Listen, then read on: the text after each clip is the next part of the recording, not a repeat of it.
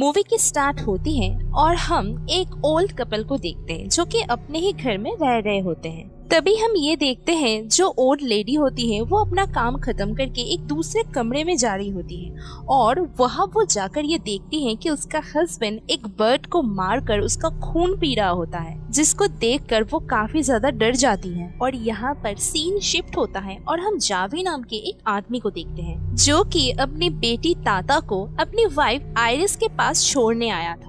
थोड़े समय पहले ही जावी और आयरिस की बेटी निको की डेथ पानी में डूबकर हो गई थी, जिसका जिम्मेदार आयरिस खुद को माना करती थी। इस सडन इंसिडेंट के बाद से दोनों के बीच में थोड़ा मेंटल डिप्रेशन बढ़ने लगा। इस इंसिडेंट के बाद से दोनों अलग रहने लगे, लेकिन कभी कभी जावी आयरिस से मिलने के लिए आया करता था और ताता को भी यहाँ पर छोड़ दिया करता था। जावी ताता को आयरिस के घर पर छोड़कर अपने काम के लिए निकल जाता है और आयरिस अपनी बेटी ताता को लेकर एथलेटिक क्लब में चली जाती है। आयरिस इस क्लब के अंदर सिक्योरिटी गार्ड की जॉब किया करती थी और आज उसकी नाइट ड्यूटी थी। आयरिस अपनी बेटी को बास्केटबॉल कोर्ट में ले जाकर उसे खेलने के लिए कहती है। साथ ही में उसको एक हॉकी टॉकी भी दे देती है ताकि जब भी उसको खतरा महसूस हो या फिर कुछ चीजों की जरूरत हो तो वो अपने मदर को इन्फॉर्म कर सके। अब इसके बाद में दोनों ही अलग हो जाते हैं, जहाँ पर ताता बास्केटबॉल खेलने लग जाती है और आयरिस अपनी ड्यूटी पर लग जाती है। एनीवे, कुछ देर बाद ताता हॉकी टॉकी से आयरिस को ये कहती है कि आज निको का बर्थडे है। इसको सुनकर आयरिस थोड़ा दुखी हो जाती है। इसके बाद आयरिस क्लब के बाहर ये देखती है कि एक आदमी एक दूसरे आदमी को बहुत बुरी तरह से मार रहा होता है। आयरिस इन सब से डर जाती है और पुलिस को कॉल लगाकर ये सब कुछ बताती है।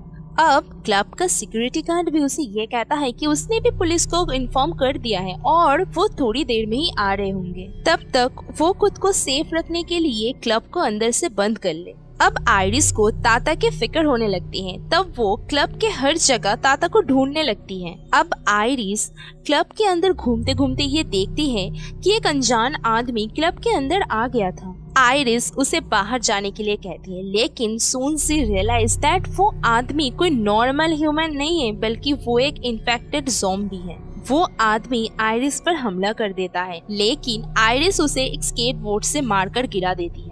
गिरने के बाद भी वो आदमी आयरिस के पीछे भागता है, लेकिन आयरिस जल्दी से एक रूम में खुद को बंद कर लेती है। आयरिस बाहर देखती है कि वहाँ पर बहुत सारे इन्फेक्टेड लोग आ गए थे। इनफैक्ट उस सिक्योरिटी गार्ड की भी डेथ हो गई थी जिसने पुलिस को इन्फॉर्म किया था। अब इन सब के बीच ताता को कहीं पर भी ना पाकर आयरिस बहुत ज्यादा पैनिक हो जाती है, क्योंकि वो अपने लड़के को तो खो चुकी थी। इसीलिए वो सीसीटीवी रूम में जाकर ताता का पता लगाने की कोशिश करती है। अब रूम के एक मॉनिटर में फाइनली आयरिस ताता को देख पाती है, जहाँ पर आयरिस टेलीफोन के जरिए उसे रूम में कॉल करती है और ताता भी लकीली फोन उठा लेती है। इसके बाद आयरिस ताता को ये कहती है कि तुम्हें डरने की कोई जरूरत नहीं है, वो जिस कमरे में है वहीं पर रहे और रूम को अंदर से लॉक कर ले, क्योंकि वो उसे जल्दी से बचाने के लिए आ जाएगी। आयरिस ताता से बात कर ही रही होती है कि तभी सीसीटीवी रूम के बाहर एक आदमी आकर दरवाजा जोर जोर से नॉक करने लगता है। आयरिस बहुत ज्यादा डर जाती है और टेबल के नीचे छुप जाती है। ये वही आदमी होता है जिसने थोड़ी देर पहले आयरिस पर अटैक किया था और ये एक इन्फेक्टेड ज़ॉम्बी था। आयरिस छुपकर उस आदमी को देख रही होती है, लेकिन वो आदमी बहुत ही स्मार्टली आयरिस को ढूंढने लगता है, जिससे हमें ये भी पता चलता है कि ये ज़ॉम्बीज काफी ज्यादा इंटेलिजेंट है। तभी रूम के अंदर एक कैट आ जाती है और वो आदमी बहुत ही बेरहमी से उस कैट को मार डालता है, जिसे देखकर आयरिस और ज्यादा डर जाती है। दूसरी तरफ ताता अपने रूम को एक लॉक के जरिए अंदर से बंद कर देती है, जिसके बाद उसके गेट के बाहर कोई जोरों से उस दरवाजे को पीटने लगता है, जिसका सीधा सा यही मतलब है कि वहाँ पर भी कोई ज़ॉम्बी आ गया है। ताता डरकर पीछे हट जाती है, लेकिन तभी ताता को कोई पीछे से खींच लेता है। अब आयरिस किसी तरह भागते हुए दूसरे रूम में चली जाती है, जहाँ पर वो ये देखती है कि ताता के रूम के बाहर कोई इन्फेक्टेड औरत उस रूम में जाने की कोशिश कर रही है, जिससे आयरिस बहुत ज्यादा डर जाती है और वो पहले की रिकॉर्ड की हुई वीडियोस को देखने लगती है। वीडियोस को देखने के बाद उसे ये पता चलता है कि पूरे शहर में ये वायरस फैल चुका है, जिसने कि कम समय में ही पूरे शहर को इन्फेक्टेड कर दिया है।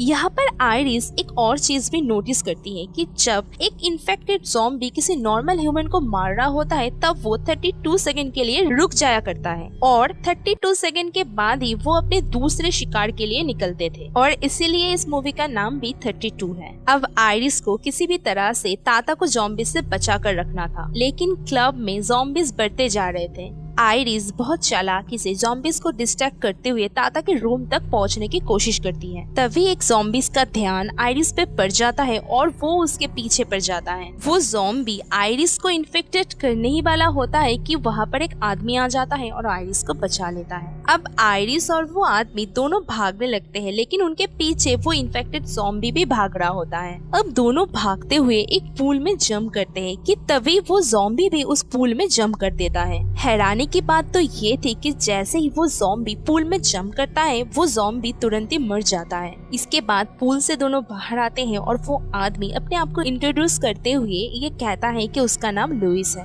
और वो ये कहता है कि वो अपनी वाइफ को डिलीवरी के लिए हॉस्पिटल लेकर जा रहा था, लेकिन हॉस्पिटल में जाते वक्त उनके एम्बुलेंस के ऊपर ही ज़ॉम्बी ने अटैक कर दिया और वो अपने वाइफ को यहीं पर ही ले आया। लुइस आगे आयरिस से मदद मांगता है ताकि वो अपनी वाइफ के डिलीवरी में उसकी मदद कर सके। लुइस ये भी कहता है कि ज़ॉम्बीज को पानी से खतरा है क्योंकि उनको स्विमिंग नहीं आता। अब यहाँ पर आयरिस डिलीवरी के लिए जैसे ही जाती है वो देखती है कि वो भी इन्फेक्टेड हो चुकी है। तब आयरिस लुइस को मना कर देती है डिलीवरी करवाने के लिए। आयरिस ये भी कहती है कि शायद उसकी बेबी भी इन्फेक्टेड होगी, इसीलिए उनको डिलीवरी करने की कोई जरूरत नहीं है। इसके बाद लुइस काफी गुस्सा हो जाता है और वो आयरिस से ये कहता है कि अगर तुम्हारी बेटी ताता इन्फेक्टेड हो जाती क्या तब भी तुम यही कहती, जिस पर आयरिस बहुत हैरान हो जाती है और ये कहती है कि उसको उसके बेटी का नाम कैसे पता। इस पर लुइस ये कहता है कि उसने उसकी बेटी को पकड़ के रखा है लेकिन वो सेफ है और अगर आयरिस चाहती है कि उसकी बेटी सेफ रहे तो उसे उसकी मदद करनी होगी। बेसिकली वो ब्लैकमेल कर रहा था। आयरिस के पास और कोई रास्ता नहीं होता तो वो डिलीवरी करने के लिए मान जाती है। आयरिस मिमी को दूसरे फ्लोर पर ले जा रही होती है कि तभी उसको ज़ाबी दिखता है। असल में ज़ाबी ताता के लिए उस क्लब में आया था और उसे भी ज़ॉम्बी ने बहुत बुरी तरह से काट कर इन्फेक्टेड कर दिया था। कुछ ही समय बाद ज़ाबी भी मर जाता है, जिस पर आयरिस बहुत ज्यादा दुखी हो जाती है। आयरिस जाते हुए ज़ाबी के पॉकेट से कार कीज लेकर चली जाती है। इसके बाद वहाँ पर बहुत सारे ज़ॉम्बीज आ जाते हैं, जिनसे बचने के लिए लुइस और आयरिस पूरे क्लब को स्मोक गैस से भर देते हैं। अब यहाँ पर मिमी एक ज़ॉम्बी से कम्युनिकेट करती है और उसे अपना पेट काटने के लिए कहती है। ये सब होते हुए आयरिस चुपचाप देख रही होती है, लेकिन तभी लुइस आकर उस ज़ॉम्बी को मार गिराता है। आगे किसी तरह से दोनों मिमी को बचाकर दूसरे कमरे में लेकर जाते हैं। दूसरे कमरे में ले जाकर लुइस और आयरिस मिलकर उसकी डिलीवरी करवाते हैं और वो दोनों सक्सेस भी होते हैं। तभी मिमी लुइस के हाथ से अपना बच्चा ले लेती है और दूसरे कमरे में जाकर उसको खाने की कोशिश करती है और ना चाहते हुए भी वो अपने बच्चे को बचाने के लिए अपनी पत्नी को शूट करके मार देता है। मतलब आप सोच सकते हो कि ये कितना डिप्रेसिव मोमेंट होगा। अब आयरिस लुइस से अपने बच्ची के बारे में पूछती है तो लुइस उसे ये कहता है कि ताता बॉयलर रूम में है। अब आयरिस किसी तरह से भागते हुए बॉयलर रूम में जाती है, जहाँ पर उसे ताता का बैग दिखाई देता है और एक लड़की की जलती हुई बॉडी दिखाई देती है। उस लड़की की बॉडी बुरी तरह से जल रही होती है और उस लड़की की हाइट लगभग ताता की जैसी ही थी। इसीलिए आयरिस ये समझती है कि ताता अब इस दुनिया में नहीं रही और वो बहुत ज्यादा दुखी हो जाती है क्योंकि उसका पूरा परिवार ही खत्म हो गया है। गन लेकर वो खुद को मारने ही वाली होती है कि तभी उसको एक चूहा दिखाई देता है। वो उस चूहे के पीछे पीछे एक रूम में जाती है, जहाँ पर उसे थैंकफुली ताता मिल भी जाती है। अब ये सब होते हुए वो स्टार्टिंग वाला आदमी, मतलब कि जो सीसीटीवी रूम के बाहर था, वो सीसीटीवी में उन लोगों को देख लेता है एंड लिटरली वो ज़ॉम्बी काफी ज्यादा इंटेलिजेंट है। मतलब कि ज़ॉम्बी बनने के बाद में भी उसने अपने थोड़े बहुत सेंसेस अपने पास ही रखे हैं। आयरिस अपने बेटी को लेकर क्लब से बाहर जाने की कोशिश करती है। तभी मेन हॉल में बहुत सारे ज़ॉम्बीज इकट्ठा हो जाते हैं, लेकिन अच्छी बात ये थी कि वो ज़ॉम्बीज 32 सेकंड के लिए वहीं पर ही रुक जाते हैं क्योंकि उन लोगों ने कुछ ही समय पहले ही कुछ रैटों को मारा था। मतलब कि ये ज़ॉम्बीज किसी को भी मारे, चाहे वो कोई एनिमल हो, कोई इंसान हो, कुछ भी हो, ये 32 सेकंड के लिए रुक जाते हैं, खुद को रिचार्ज करके फिर से वो अपने नए शिकार की तरफ निकल जाते हैं। अब आयरिस एक टाइमर लगाकर बड़े आराम से उनके बीच में से जाने लगती है, लेकिन तभी टाइम खत्म हो जाता है और ये सारे ज़ॉम्बीज उस पर अटैक कर देते हैं। आयरिस किसी तरह से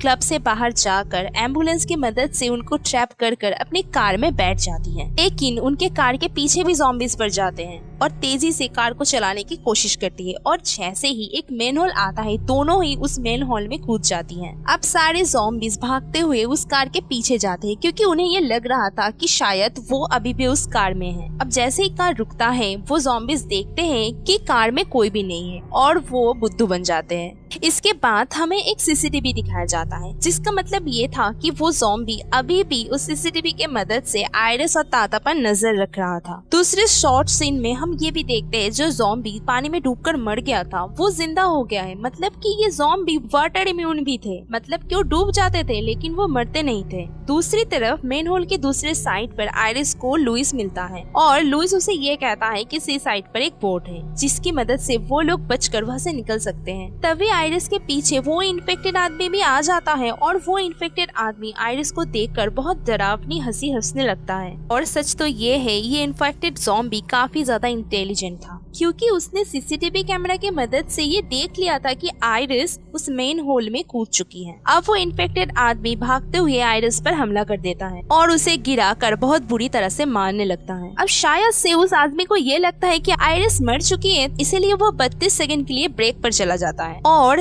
देन ताता एक बड़े से स्टेपलर से उस ज़ॉम्बी के हेड पर मारती है और वो ज़ॉम्बी वहीं पर ही मर जाता है। इसके बाद आयरिस लुइस के पास जाती है, जहाँ पर लुइस मर गया था। आयरिस लुइस के बच्चे को ले लेती है और वहाँ से वो लोग निकल जाते हैं। मूवी के एंडिंग में हम ये देखते हैं कि ज़ॉम्बीज के वजह से पूरे शहर में अफरा तफरी मच चुकी थी और सी साइड पे खड़े हुए वोट भी जल चुकी थी और देन ये मूवी यही पर एंड हो जाती है। तो आज के वीडियो में बस इतना ही, मिलते हैं नेक्स्ट वीडियो में, तब तक के लिए bye, keep smiling and be healthy.